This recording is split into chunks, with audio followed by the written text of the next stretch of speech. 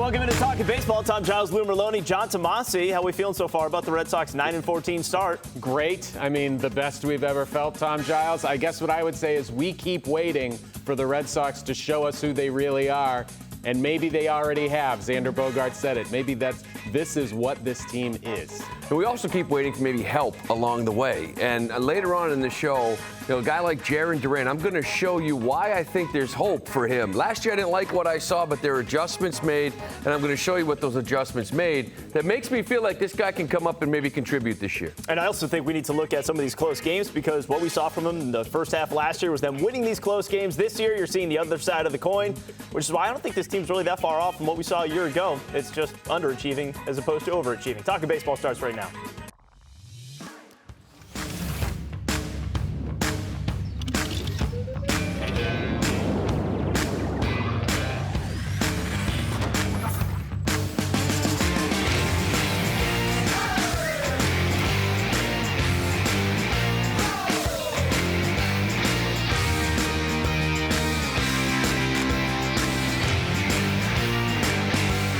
So the Red Sox dropped 2 of 3 to the Orioles over the weekend, and on Saturday they let a great 7-inning start from Nathan Eovaldi go to waste with an extra inning loss on Saturday, and then again they lost on Sunday, allowing 6 runs in the 6th inning, falling to the Orioles 9-5. They're now 3-7 in the last 10 games. 4th place in the AL East, and taking a look at the overall offensive struggles, the team's hitting just .229 overall, which is 20th in the league. They're in the bottom 10 for on-base percentage and slugging, and they're 23rd in overall runs and 25th in home runs with just 13 in 23 games. This is presented by Jordan's Furniture. Shop Jordan's Furniture now, and it could be all be free. Visit jordans.com. All right, so let's get into it. I mean, is it really as bad as it seems right now, Lou Merloni? Well, I think the offense right now, no team comes out of the spring training and is perfect in every spot, right? They're always weak in some areas. The problem is your offense, has been so poor that you're not covering up anything, right? Everything is being exposed. So I always start to the good hitters. Like, I don't necessarily blame a bottom third as bad as they are for a team not scoring. I look at your good hitters. Are they performing? Well, you got 2 or 3 guys swinging it, but really it's the guys in the middle, whether it's Kike, Story, and Verdugo now recently. Those are the guys that you have to step up. You need offense. I don't blame the worst hitter on the team. I usually start at the best and go back. Yeah, and for me, Lou, so you talk about they're not able to cover stuff up. No. And just look at this road trip, how they lost games. They go 3-7. All right, that's obviously terrible. But then you look, in Tampa, you lose a game because Story throws away the last out. You give up a walk-off. You go to Toronto, you lose a game because Bobby Dahlbeck can't handle a toss, a nice play by Matt Strom. He can't hold on to that. Grand slam, they lose that game. You lose a game 5-2 in the 9th. You're winning. You can't hold on to that one. You go to Baltimore. Sawamura throws one into left field. Then obviously you have Christian Vazquez yesterday, who we are going to get to, losing track of the outs. And so this is who they are. That's like 18 different ways to lose games, and they've done all of them. How else are we supposed to look at it? And I look at Saturday in particular because in that game, as mentioned, Nathan Eovaldi has a fantastic outing. Matt Barnes gives up the tying run. But then in the top of the 10th inning, you have your best hitters at the plate, and you can't produce. You got a runner on second, nobody out. You have to produce in that moment. You can't go to the bottom of the 10th inning in a tie game in that situation with the bullpen pitching the way it is. Especially, it's like, this is it, guys. You got your best bats at the plate. You got to put something on the board. Yeah, and that's what I'm talking about. It's almost like you're playing these other teams, and you go to Toronto and their best bats at the plate, and here comes Bo Bichette, and he's hitting a grand slam. You know what I mean? And as well as Bogey's the one guy that's actually hitting with scoring position and everything else. Devers, what's it, 299 now, but I think it's like 200 scoring position, 2 outs, low 2s in scoring position. It's like, you need your big dogs, especially early on in April. The 3-run bomb is your best friend, and we know they're not hitting any home runs. No. I know JD hit that grand slam the other day, but sometimes you need to sit there and say, okay, we're up 1, and you want to see that little 3-run bomb from your boy, the big boys, and that's just not happening. It's not. As good as a guy like Bogey's hitting, it just doesn't seem like there it is. He gets that big one that puts the game away. Yeah, and the Saturday game's a perfect example. You like you said, you have the top of the order up. What does Trevor Story do? Strike out. Yeah. You strike out right away. You don't even get the guy over. They end up walking Bogaerts, so they pitch around the one guy they have to. And in that same game, Lou's mentioning how your big guys step up. Santander is the guy who ties the game off Matt Barnes. So it's like other teams' big guys are doing it. And one thing with Devers that is starting to bother me, he's in that mode where he is swinging at everything. And we say he's like Vlad Guerrero Sr., he's a bad ball hitter. No, he's not. Yes, he can hit a ball out of the park that's off the plate, but when he's at his best, he's being selective. And right now he is in that swing at everything mode, and that catches up to him. Let's try to spin this a little bit if we can, because, I mentioned they won all those close games last year. So if you look at things for this year and try to find some positives in this, all right. They're 9-14 overall. They've struggled mostly in close games. They're 3-6 in one-run games, 0-4 in extras. This has been presented by Milton Cat, your area Caterpillar dealer. So I guess what I'm trying to say here is because the Red Sox were, 20 games above 500 through the first 3 months last year when they were winning all those close games and then played 500 ball the rest of the way, maybe you're just going to be on the other side of that coin, and then you see them rebound and things start to normalize, right? Almost like a law of averages here where things have to start to work out. Yeah, I mean, I just think that, the reason why you're losing those games is because of you're a flawed baseball team. Last year, you're winning these one-run games because Matt Barnes was lights out early on in the year, and Ottavino was a nice surprise, and you had other guys chipping in out in that bullpen. You had Whitlock out there saying, who the hell's this guy? So when you're in the extra innings, you put up a 0, you put up a run, you win. Number one, you're not hitting, so you get the extra innings, you don't even get a run in, and then you have to bring in Sawamura, right, out of the bullpen, and you're like, okay, this isn't exactly the dream. Did anybody feel good in Baltimore when you didn't score and Sawamura comes in the game? I said, it's over. So it's like a combination. There's a reason why they're losing close games. I don't think it's like a luck thing. I think their back end last year was better, and they obviously swung the bat better. So some teams wait to lose. That's just them this year. It seems like they're just waiting to lose if they don't hold on. Yeah, the only thing I would say in response to that is, so you can fix that. You can find relievers. We were talking before the show. Ryan Brazier came up in July of 18 and then ended up being a pivotal part of that bullpen right through the World Series. You need to find those guys. Now, we all said it. We're not running the Red Sox. We're no experts, and yet we are experts. We all said coming into the year they don't have enough in the bullpen, and lo and behold, they don't have enough in the bullpen. So that problem can be fixed, but it needs to be addressed because that's one that's not going to fix itself. You can look at the lineup and say, well, Trevor Story's track record, maybe he should start hitting. The bullpen, you have to go out and find somebody because it's not in here right now. All right, well, let's also talk about the lineup, though, because, a few guys off the top here are Christian Vazquez, Bobby Dahlbeck, Jackie Bradley Jr., you do need to address how to fix these situations. Who do you even want to start with here? You want to start with Vazquez? Well, we can start with Vazquez because I feel like he's getting a free pass, to be honest with you. Everything else going on in this baseball team, whether it is first, right field, bullpen rotation, not scoring runs. Meanwhile, Christian Vazquez shouldn't be an everyday catcher anymore. He really shouldn't. And that's where the free pass comes in. Yeah, he's still got a good arm, but I don't think pitchers like throwing to him. You look at some of the ERAs, they're better with Plawecki than they are with Vazquez. I think the one knee thing is annoying me, but more importantly, I think he's just lazy with it. Others, I think, work at it. I think he gets lazy on pass balls. And swinging the bat, what was it, mid-April or so when last year he said he was feeling sexy? I mean, he's got like a 600 OPS ever since. The last couple of years, there's been a decline all over the field. He's just not an everyday catcher anymore. No, and they tried to replace him. I mean, we know all we need to know by the fact that they tried to go out and get Jacob Stallings, catcher, who ended up going from the Pirates to the Marlins, not having a great year, but a Gold Glove catcher in the past. They were looking to upgrade that position. And, you look at Pivetta. I think his ERA was like 2 runs better with Plawecki. Obviously, Eovaldi. I mean, Eovaldi's not an all-star if he only throws to Vazquez. He'd rather throw to Wong. Yeah, and he'd rather throw to Wong. So, I mean, that's where you're at with him right now. And losing track of the outs. Lou mentioned lazy on the balls behind the plate. When you add that to, and he did that last year, I want to say at least once. When you lose track of the outs, what does that tell you? You're not in the game. You're not in the game. Your head is not in the game. That was a huge run that they needed at that point. It's a scoreless game. They're struggling to score. They're in the middle of an awful stretch of just leaving guys on base, and he does that. If I'm Alex Cora, he's not starting tomorrow. All right. Well, meanwhile, that's just one position there. We talked about a few different guys because Bobby Dahlbeck also an issue at first base, both defensively and at the plate. So is there an easy way to fix that? Yeah, and this is one for me where I don't necessarily blame Bobby Dahlbeck. Who looks at this team going into the season and says, we're fine at first base? We don't need to Maybe someone that just watched August and September last year. We don't need to do anything to address first base. So you throw Bobby Dahlbeck out there every day. We know he's trying, whatever. Lou, he's limited. Let's just be realistic about this. He is a limited player. Yeah, and you're absolutely right, because going into the season, when I saw like Travis Shaw's making this team, I said, oh, they think Cassius is close, like really close. But if he's not, if it is a second half type of thing, you want him to get some at bats, then I don't know how you go into the season with just Bobby Dahlbeck, given how he did last year. We always talk about Jackie Bradley's track record.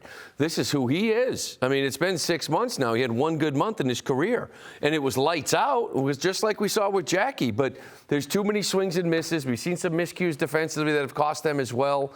So, again, it goes back, and you don't even have internal answers. Really. I mean, Franchy's over here trying to play first base. I do think that they're going to be interested in Robinson Cano, who was just DFA'd by the Mets. I think they're going to look at him and sit there and say, you know what? For the league minimum, we'll take a chance on Cano because we don't have many options in this organization. Yeah, you brought up Robbie Cano because I think a lot of casual baseball fans would be surprised to know that Robinson Cano is still actually playing baseball.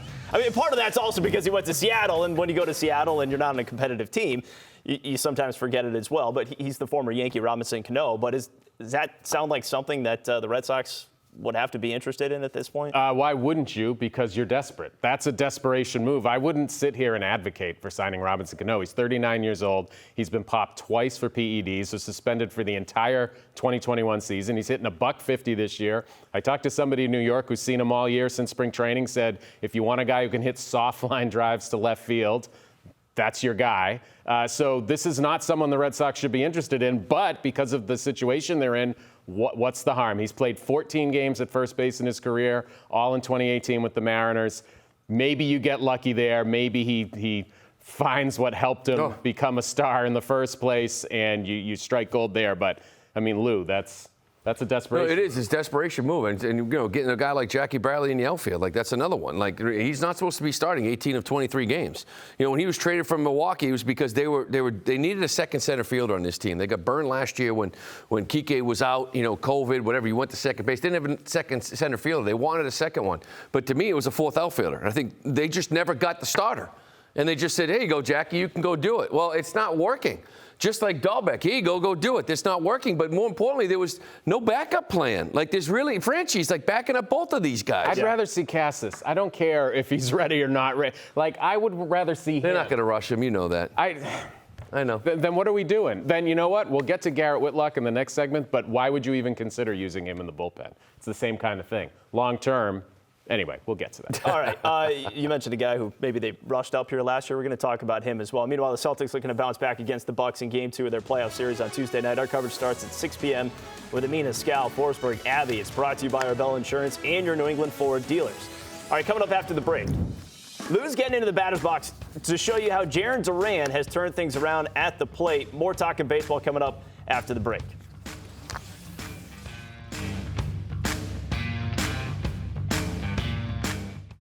We try to address what the Red Sox could maybe do differently as far as calling guys up from AAA, and how has Jarren Duran turned things around here? I'm hitting lefty in a suit. This is what we're doing right now with Jarren Duran. A couple of things you saw in that video. One thing you notice, he's just standing straight up, and the hands are really low, and there's a lot of movement there, which I don't mind where the hands are located, because every single hitter, no matter where they are, they get their hands in a good hitting position when they hit. So for me, it's more of how upright he is, and the violent leg kick that you saw in those videos. There's a really violent leg kick as he falls down, and it's like hard on that front side. So there's two things I want to look at when you run that video again. The standing straight up, the violent leg kick, and I want you to watch the head level.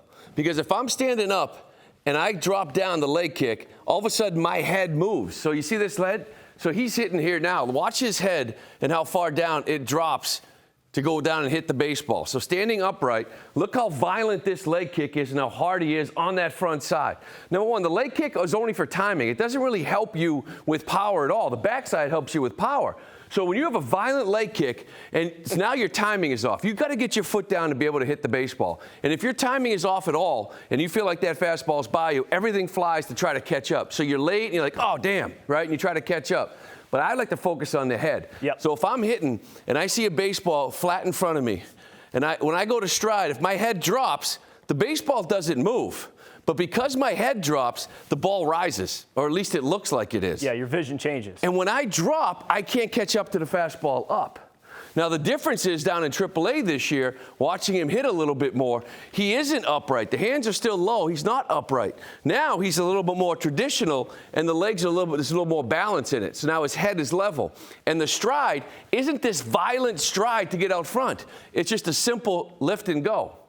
So now you went from this kid that was standing upright with a violent head drop leg kick to a kid that's a little bit more balanced, knees bent, and a small little leg kick. And see my head? My head doesn't bob up and down. My head doesn't move because your head cannot stand upright and then fall down because that baseball looks like it's rising and I can't catch up to it up. In conclusion, can Jarren Duran help this baseball team? Because yes. I think everyone pushed for him to get the call to the show last year, right? And he came up here and you found out he probably wasn't ready. The problem was last year when he's hitting bombs off everybody, you're saying, who's he hitting them off of? That's the most important thing at AAA. Like, you could face 3 guys that will never leave AAA and hit 3 bombs off them. Face one arm that's going to be a big leaguer and he blows you away, and the coaches are like, he ain't ready.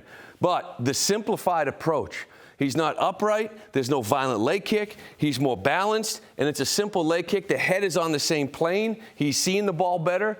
He's got 13 strikeouts and 50 at-bats, but he's got 9 walks. And that ratio is a lot better than what it was, a few years back.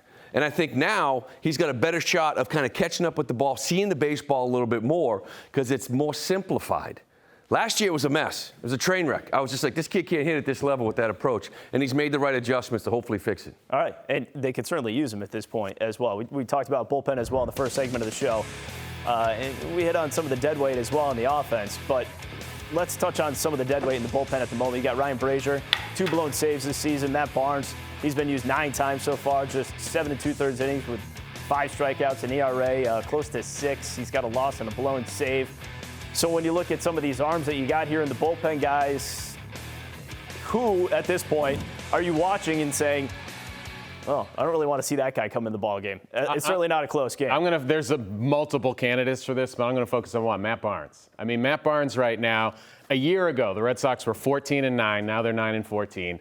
Their 14th win came with Matt Barnes closing out a victory against the Mariners. Now you bring him into a scoreless game in the 8th inning, even against the Orioles, and you know how that's going to end. And it ended not well. He gives up the tying run.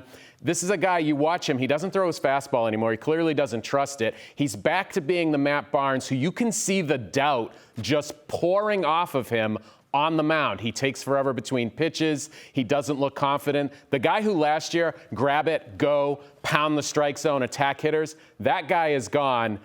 I don't need to see him in high leverage situations. You got to worry about Barnes. First off, he doesn't have the same fastball, right? He's been 93, living at 93. Last year, they convinced him, hey, go get power fastball, get ahead of these guys, trust it. And he started learning early in the year. Now, I think somewhere in the middle of the season, he got snake bitten a little bit and all of a sudden started doubting himself again, whether I can challenge guys, whether my heater's good enough. And then here came the predictable curveballs. And then he got back to that theory of I'm going to strike out 3 guys before I walk in and run. Like, this is sort of that mentality, afraid of contact, not trusting your stuff. If he's not going to throw his fastball, I don't know what to do. He faced that kid Kirk up in Toronto, threw 7 of 8 curveballs. And that curveball's not as sharp because the power's not behind it either. He's not the same guy, and it's a huge concern because Cora all year long has talked about how important he is for this pen, and he's just not it. Meanwhile, you got Ryan Brazier, another guy who was pretty important for your team a few years back when you're making a playoff push and World Series run. Ryan Brazier at this point doesn't exactly look like the same guy. So how do we feel about Brazier and what can he really give you? Yeah, so I mean, the thing with Brazier, the last couple outings in Toronto were good. And so maybe he's found something. The velocity ticked back up a little bit. But certainly the guy who opened the season allowing 8 of 10 inherited runners to score, that's someone you throw the ERA out the window with him because he was not getting the job done in those high leverage spots where he delivered last year in the postseason or leading into the postseason. But without his velocity, at least Barnes has that curveball. What does Brazier have? What does Brazier have if he doesn't have it? I think Brazier actually might have saved his job up in Toronto in a couple of outings because the velocity was back up again. It was 93. It wasn't effective. Now the velocity came up. For me, the biggest thing with him has always been the slider. There's got to be depth with that slider. It can't just be side to side. And I think maybe the velocity or whatever is happening with him has maybe helped him his last couple of outings because the slider's not just this little thing that's just kind of break. Now it's a little bit more depth. The velocity is up. And I almost felt like like a couple days ago, you're like, what's the future of this guy in the organization? Came out, threw the ball well a couple of times, and now he might be all right. All right, let's talk about Garrett Whitlock because it's time for the Garrett Whitlock part of the Talkin Baseball. We do this every single week, and we kind of have to, right? Take a look at what he's done. How the Red Sox should be using him. I mean, he got the ERA just 0.54 this season. He's made 6 appearances, 2 starts, 20 strikeouts, just 4 hits. Whitlock, meanwhile, last pitched on Thursday. He went 3 innings, 61 pitches, just 1 run and 4 hits. It's just we're getting to the point here with Garrett Whitlock where I love the fact that he can go out there and give you a few innings and give you a chance to get ahead in the ballgame. However, this team's not scoring runs. It feels like he's more valuable coming in as a reliever and coming into a game where it feels like you actually have an edge, you have a lead on an opponent, and that's how you have to go right now. I think he's better in that role. I don't want him in the rotation, and they don't have the luxury right now to put him in the rotation because it's how this team was built. It would have been nice if they built the back end of the bullpen, but they didn't. You know, and I want to see that guy lock down a game in the third for 3 or 4 innings. I want to see him go for 2 innings and get a W on the board. You know, and they could flip-flop Tanner Houck, but I don't like Houck in the closing role. I still think there's a lack of confidence versus lefties. When Whitlock comes in, it doesn't matter who's hitting. He can go after you. The team's going to load up lefties late in the game against Tanner Houck. That's going to make it even more difficult. I don't think you're going to get success from Houck like you did from Whitlock late. I'd love to put him in the rotation, but this team doesn't have that luxury, John. They need him in the bullpen. Yeah, so if you're looking at the here and now, I can't disagree. It was demoralizing to watch that start in Toronto and realize you didn't have him available to close out winnable games so he could give you 3 innings that turned out to be worthless in the grand scheme of things. However, in the big picture, we talked earlier about Cassis. We don't want him up yet because he's not ready. The big picture for the Red Sox, Garrett Whitlock is a starter, and he's going to be a damn good one. And for me, a guy coming off Tommy John, you managed him so perfectly last year to keep him healthy. I don't love a desperate bullpen needing to turn to Garrett Whitlock every other day. Put him on a 5-day schedule and put him in the role where he is going to make his money with the Red Sox. It's not going to help the team right now, but that's how I'd be looking in the long run. This is why the way they put the team together in the offseason pissed me off. You know what I mean? Because it was, if you grab a starter, you know, a 1-year guy, a guy like Bassett, right, a 1-year guy, you just sit there and say, okay, Paxton next year hopefully will be healthy enough. Sale hopefully will be healthy enough. Whitlock will be in the rotation. Houck will be in the rotation. You know, we'll see what happens with Evaldi. Pavetta's in the house. So you need a 1-year stopgap guy, just one, and kind of let these guys remain out in the bullpen, solidify a bullpen, solidify a rotation, and it just didn't happen. And they're short 2 or 3 arms here now. It is interesting, though, when you bring up what's best for Garrett Whitlock long-term, what's best for the Red Sox long-term. Sure, he's a starter. You might have to make that decision in a couple of months. Like, if you're not in the playoff hunt, you might say, you know what, we got to start getting Garrett Whitlock ready to be a starter in this rotation because he's much more valuable to us in that scenario. Let's talk about this week ahead because you're finally out of the AL East. You got the Angels and you got the White Sox. Now, the White Sox have been certainly underperforming, a team that was picked to win the AL Central. They're pretty much in the same spot the Red Sox are in. Can the Red Sox try to build some momentum against these teams? Or are you looking at an Angels team that's just playing too well right now? Angels are on fire right now, so they're going to get lucky. They're going to miss Ohtani, so that's a win right there, I guess, if you're a Red Sox fan. But it does not get any easier. The schedule does not get easier. And the Angels have been that team that everyone is expecting to be good for 3-4 years now. They're finally putting it together, Lou. This week scares me. Yeah, as you saw in Baltimore, there's no nights off. You know what I mean? There's no, like, just lambs right now coming at you. I mean, the league is tough. And every night you're facing pretty good pitching. Chicago might not be playing well, but they have pretty good pitching. So it's like, I don't care who you're playing. I mean, you score a run or 2 a game. You're not winning anything. So, yeah, you got to start swinging the bats. Doesn't matter who it is. All right. Well, we'll see if they can turn things around next week when we're back for Talkin Baseball. Tom Giles, Merloni, John Tomase. We'll see you.